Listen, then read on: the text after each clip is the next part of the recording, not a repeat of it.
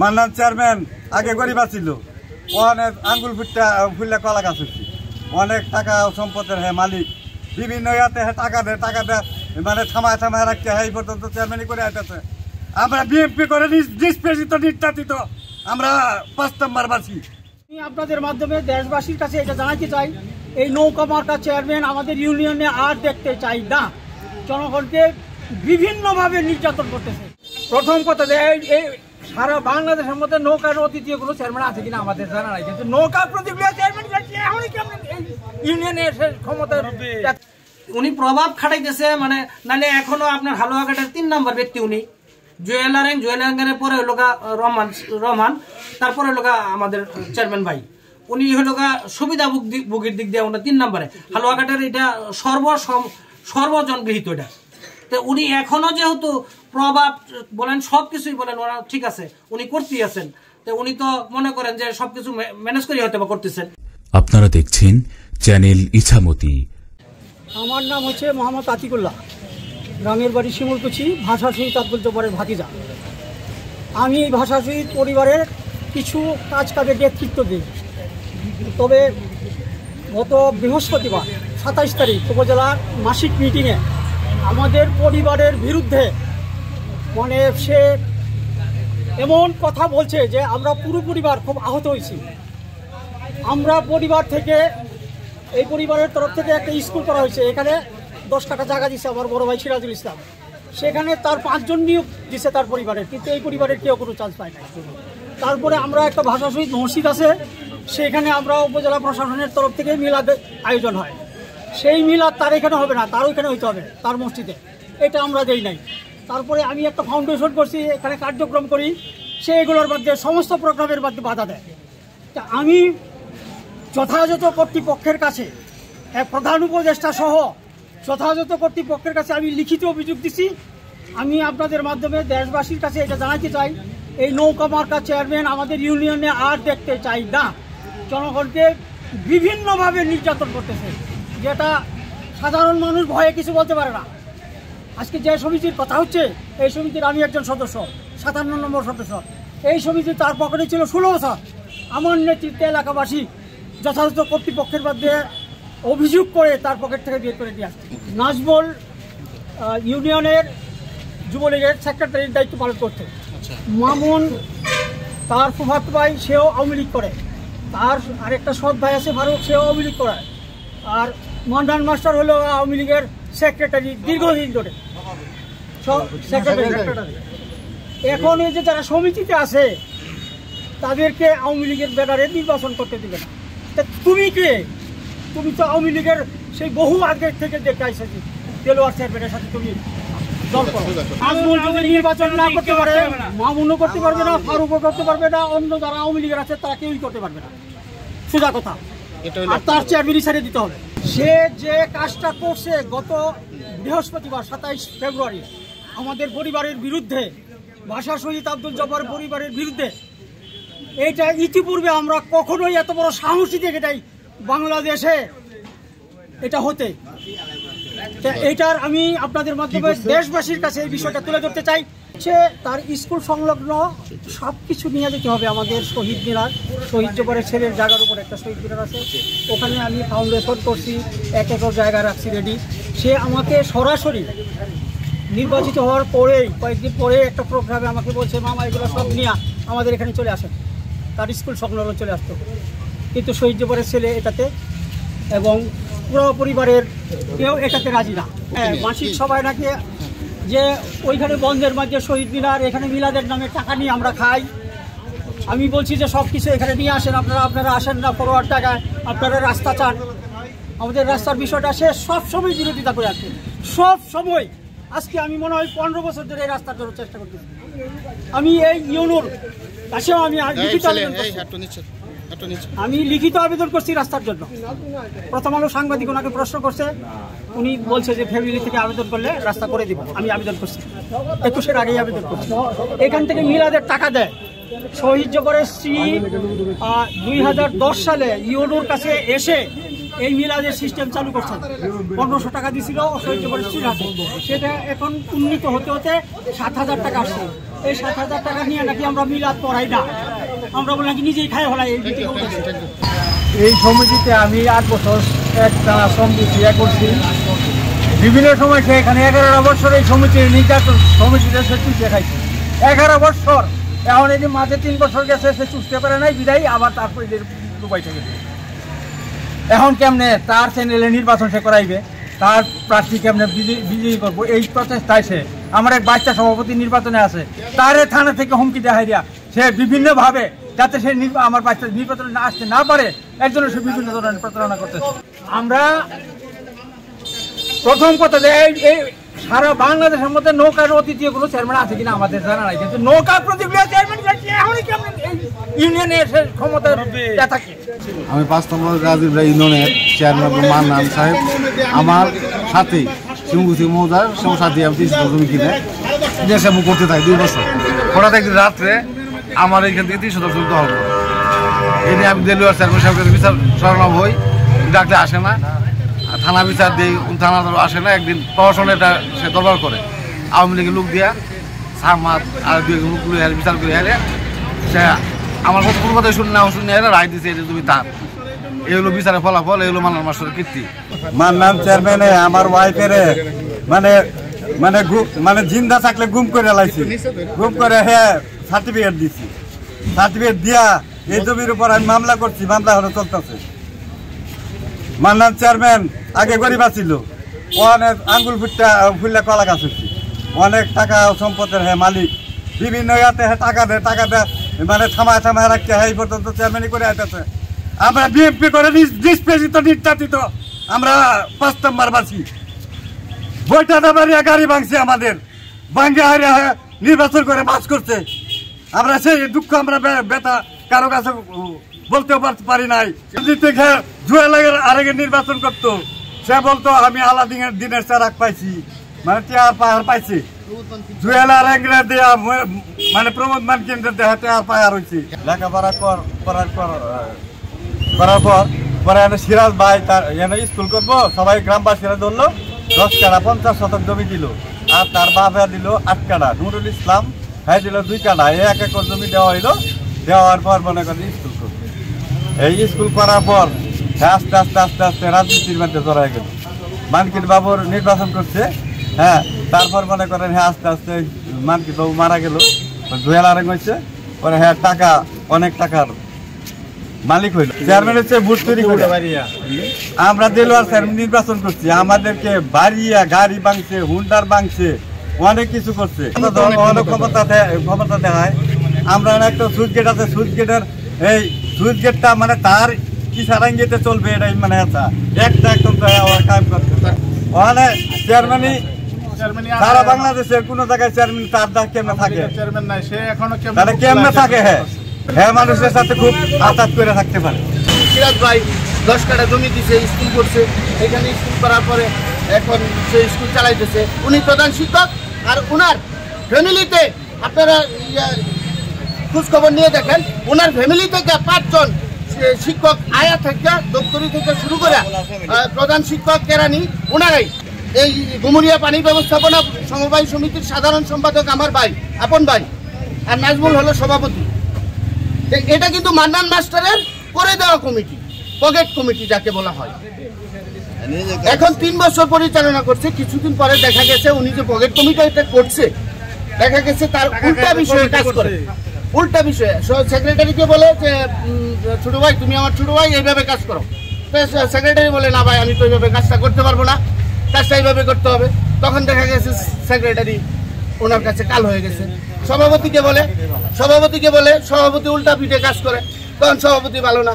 এখন নির্বাচন সম্মুখে উড্ডু করার দিন মাত্র আর 1 দিন আছে, মেবি 1 দিন আছে। এখন কালকে হঠাৎ করে শুনি যে আমাদের যে সাবেক সভাপতি উনি আমাদের নির্বাচন ছেড়ে দিছে। কেন নির্বাচন ছেড়ে দিছে? উনি নাকি আওয়ামী লীগ করে। তো উনি যদি আওয়ামী লীগ করে, ওনার যে বর্তমান প্রার্থী উনি মামুন সাহেব, উনিও তো আওয়ামী লীগ করে। তো নাজমুল সাহেব, আমার আপনাদের কাছে বিনীতভাবে অনুরোধ থাকবে, যদি নাজমুল সাহেব নির্বাচনে না আসতে পারে তা মামুন তো আসতে পারে না। এখানে আওয়ামী লীগের কোনো লোকেই নির্বাচন করতে পারে না। জন্ম নিবন্ধন হচ্ছে 60 টাকা। সেই জন্ম নিবন্ধনটা সে 500 টাকা, 300 টাকা, 1000 টাকা যে যেমনি পারতেছে সেমনি সে লুট করে টাকা পয়সা নিতেছে।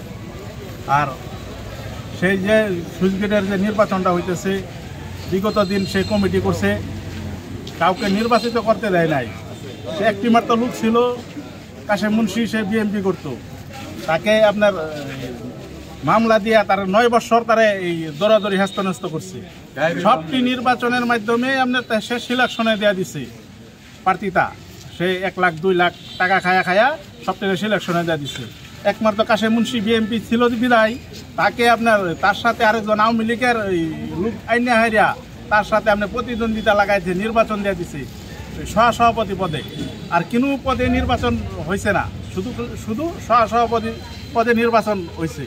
আর এই বছরও সে সেইটাই চাইতেছে যে তার অধীনে থাইকা তার প্যানেলে যেটি থাকবে আওয়ামী লীগ আর বিএনপি বুঝে না, সে তার প্যানেলে যদি তারা যদি 2-2.5 লক্ষ করে টাকা দিতে পারে তাহলে সে সেটিরে সিলেকশনে দিয়ে দিবে। আর যদি তার অধীনে না থাকে তাদেরকে নির্বাচিত দিয়ে দিবে, নাহলে যদি তার কথা যদি না শুনে পুলিশ দিয়ে হেস্তনেস্ত করবি।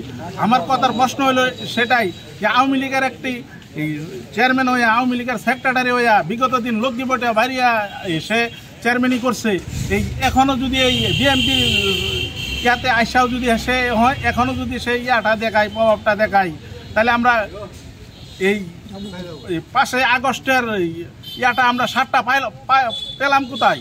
সে তো সে তারটাই সে ইয়া করতেছে। আপনারা সবাই জানেন 5ই আগস্টের পর আল্লাহর রহমতে আমি সুস্থ অবস্থা, ভালো মানুষের ভালোবাসার সাথে নিয়ে আল্লাহর রহমত নিয়ে ইউনিয়ন পরিচালনা করে আসছি। আমার বিরুদ্ধে কোনো ধরনের ক্লেম আসে নাই, কেউ প্রতিষ্ঠিত করতে পারে নাই। আমার দৃঢ় বিশ্বাস তাদের যে অভিযোগ সম্পূর্ণ মিথ্যা প্রমাণিত হবে। তারা উদ্দেশ্য প্রণোদিতভাবে আমাকে নাজমুলের পক্ষে নির্বাচন করতে বাধ্য করার জন্য এই প্রক্রিয়া অবলম্বন করেছে। আমার একটা মতামত থাকতেই পারে, এর অর্থ এই না প্রভাব খাটানোর কোনো সুযোগই নেই। বর্তমান প্রেক্ষাপটে আপনারা সবাই জানেন 5ই আগস্টের পরে আমরা যারা আওয়ামী লীগের চেয়ারম্যান তারা কতটুকু সুবিধা অসুবিধায় আসি। এই মুহূর্তে আমার বিরুদ্ধে এই ধরনের অভিযোগ প্রশাসনকে প্রয়োগ করে ব্যবহার করে এই নাজমুলকে মাঠ থেকে সরানোর চেষ্টা করা আমার জন্য দুরূহ কাজ কিনে আপনারাই বিবেচনা করেন বা সম্ভব কিনা। এইটাও একটা মিথ্যা কথা। আমি চেয়ারম্যান হিসেবে আমার এলাকায় উন্নয়ন হবে আমি না করব, এটা কি আপনাদের ধারণার মধ্যে আসে? এখন তারা যে জায়গাতে রাস্তা করতে চায়, ক্ষেতের মধ্যে যে রাস্তা, নতুন রাস্তা নির্মাণের মতো বরাদ্দ তো আমার কাছে নাই। আমি প্রশাসনকে, ইউনুস স্যারকে কয়েকদিন আগে অনুরোধ করছি আপনারা স্পেশাল বরাদ্দটা করেন। এইটা যে অভিযোগ করেছে এই ছেলেটা সকল সময়ে আমার বিরুদ্ধে চারণ করে, আমার বিরুদ্ধে মিথ্যা অভিযোগে সে লিপ্ত। আমার স্কুল শুরু করার থেকে আতিকুল্লাহ, এবং সে কি ধরনের লোক, আমি কি ধরনের লোক, যাচাইপূর্বক আপনারা প্রতিবেদন প্রকাশ করবেন, এটা আমার বিনীত অনুরোধ। এইটা বিষয়টা হইল, আপনারা জানেন চাকরিটা তো একটা যোগ্যতার ভিত্তিতে হয়। শিক্ষকতা পেশা আসার জন্য একটা যোগ্যতার প্রয়োজন, অন্য পেশা আসার জন্য একটা যোগ্যতা প্রয়োজন। যখন নিয়োগ দেওয়া হয়েছিল তারা যদি আগ্রহ প্রকাশ করত, আমার মনে হয় তার বড় ভাই আমার স্কুলের সভাপতি ছিল সিরাজুল ইসলাম এবং দাতা সদস্য ছিল দীর্ঘদিন আমার কমিটিতে, আমার মনে হয় ওনারা আগ্রহ প্রকাশ করলে নিশ্চয়ই চাকরি পাইত বা আমার পক্ষ থেকে কোনো বাধা আসতো না। আমি অত্র ইউনিয়নের চেয়ারম্যান এবং এই গুমরিয়া পানি ব্যবস্থাপনা সমবায় সমিতির প্রতিষ্ঠা লগ্ন থেকে 11 বছর আমি সম্পাদকের দায়িত্ব পালন করেছি। আমার প্রাণের প্রতিষ্ঠান। গত নির্বাচনে বিনা প্রতিদ্বন্দ্বিতায় নাজমুল পাঁচতান গাজীপুর ইউনিয়ন আওয়ামী যুবলীগের যুগ্ম আহ্বায়ক, তাকে এবং নিজামুদ্দিন বিএনপি মাইন্ডেড, তাকে আমি লোকজনের সাথে পরামর্শ করে বিনা প্রতিদ্বন্দ্বিতা আমরা তাদেরকে দায়িত্ব দিই। তারা 3 বছর যথাযথ দায়িত্ব পালন করে, পালন করা পর এখন নির্বাচন এসেছে। নির্বাচন তারাই তফসিল ঘোষণা করেছে কমিটির মাধ্যমে। এই নির্বাচনে আমি বাধা সৃষ্টি করতেছি, এটা সম্পূর্ণ ভুয়া, মিথ্যা, উদ্দেশ্য প্রণোদিত কথা। এখানে 2 জন প্রার্থী এসেছে সভাপতি পদে, একজন নাজমুল ইসলাম বর্তমান সভাপতি আওয়ামী যুবলীগের যুগ্ম আহ্বায়ক পাঁচতান গাজীপুর ইউনিয়ন শাখা, আরেকজন ফরিদ ওরফে বকুল, সে বিএনপির প্রার্থী।